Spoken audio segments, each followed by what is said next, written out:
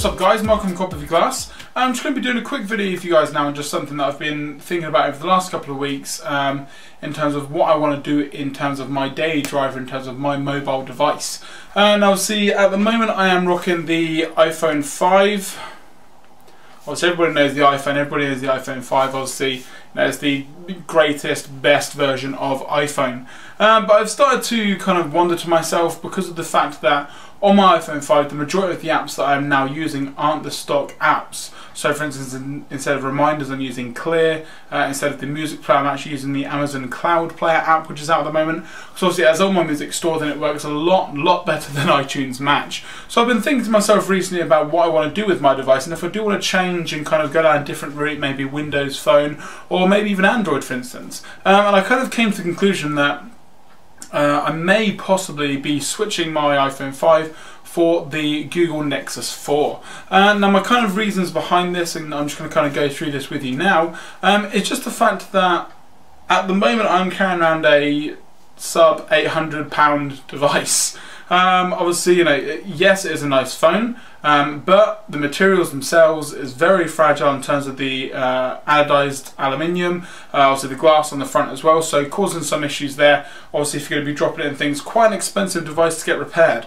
Now, just to give an example, the Google Nexus 4, you can at the moment get it off contract without, you know, any kind of carrier or anything like that.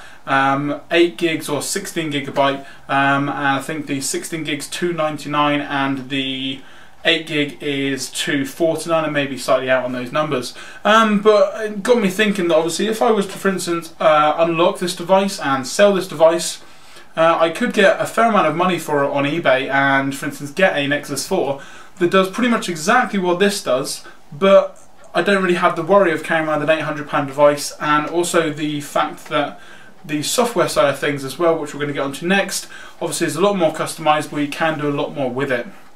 Now that kind of brings me to my point of the main reason why I want to switch away from the iPhone, and that is this. iOS to me is getting extremely boring now. Obviously, you know, you've got all the different apps and things, you've got your notifications and things, but apart from that, there's not really anything new or anything kind of exciting that kind of gets me going, apart from, for instance, the apps. Now, see, even on the app side of things, a lot of apps now are coming out on Android. For instance, Real Racing 3 the other day, which back in the day was a kind of iOS exclusive, came out exactly the same time on Android and iPhone 5. Or just iOS. Obviously my thoughts on Real Racing will be coming a bit later, but anyway, so the game itself obviously came out on both platforms, and it's selling pretty well for both of the kind of platforms that it is on, Android and iOS. The reason kind of why I like Android as well is also the customization. Obviously on the channel we have myself doing mainly Apple and iPhone videos, and we've also got my brother Barry, who does mainly Android videos and kind of lives in the Google ecosystem more than myself. I'm kind of more of an Apple guy. I've got, you know, my MacBook, Apple TV, my iPhone, iPod, etc. But kind of whenever I see his device, it looks completely different. He can customize pretty much everything. Obviously you can put custom ROMs on there, different kernels, etc. to kind of make it look and do what you want it to do. Now, obviously with Android there was two kind of choices really for myself in terms of what device I was looking at. The first was the Samsung Galaxy S3 and also the Nexus 4, like I've mentioned. Now the reason why I'm kind of slightly geared towards maybe the Nexus 4 kind of more is, one, obviously it's a pure Android experience, so whenever a new update comes out you're going to be getting that straight away, you're not going to have to wait or anything like that. And also with, for instance, the Galaxy S3, you do have the Samsung TouchWiz interface over the top. Now I'm not saying that it's not a good interface. Obviously Samsung's put a lot of work, a lot of time and effort into their TouchWiz interface, but to me I would rather prefer the look of, you know, pure Android. I know you can kind of customize the GS3 to kind of give you that kind of customization to make it look like pure Android, but at the end of the day it's still going to be a skin. So obviously, you know, with that I was thinking to myself, obviously, what do I use my phone for? What am I going to be using my future phones for instance? Now, to me the main things that I use it for is obviously texting, phoning, email, you know, YouTube, some games here and there, and productivity apps, obviously camera applications, video applications, Instagram, etc. So again, it got me thinking about my iPhone again in terms of the hundreds and hundreds of apps that I have on my phone. Right now, currently on my iPhone 5, I'm rocking about 200 apps or so in terms of how many apps I've got on the phone right now. I do have the 64GB version, so I can fit it all on there. But you know, I use maybe 15, 20 of those apps at the most, and even that's quite a push. On a daily basis, it's more about, you know, 7 or 8 apps on the actual phone.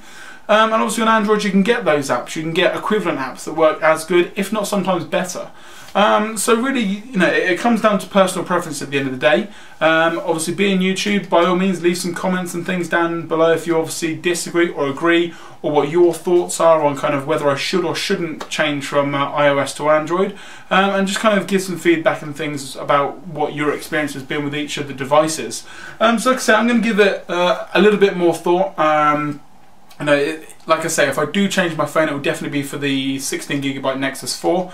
Like I say, even selling this on eBay, buying that, I'm still going to have about £600 left over basically. So quite a good investment in my opinion. I'm still on my contract for this phone. So obviously at the moment I've still got about a year and a bit left on my iPhone 5. But obviously once that does come to an end, I can then upgrade to maybe the iPhone 6 when that comes out, because I'm in the kind of time cycle of every 2 years when the brand new phone comes out, not like a 5S, 4S or whatever they're going to be doing.